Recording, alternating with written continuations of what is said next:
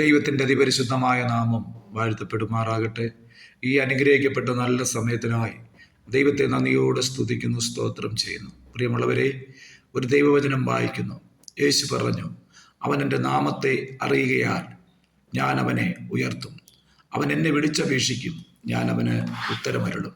ആമേൻ. ഈ തിരുവചനത്തിൽ ആശ്രയിച്ച് ഒരു നിമിഷം പ്രാർത്ഥിക്കാം. പരിശുദ്ധനായ ദൈവമേ, സ്വർഗീയ പിതാവേ, അവിടുത്തെ പുത്രനായ യേശുവിൻ്റെ നാമത്തിൽ പ്രാർത്ഥിക്കുന്നു. ഈ തിരുവചനം വായിക്കുകയും കാണുകയും കേൾക്കുകയും ചെയ്യുന്ന എല്ലാ പ്രിയപ്പെട്ടവരെയും, കുടുംബങ്ങളെയും, വ്യക്തിജീവിതങ്ങളെയും അവിടുത്തെ കരങ്ങളിൽ ഏൽപ്പിച്ച് പ്രാർത്ഥിക്കുന്നു.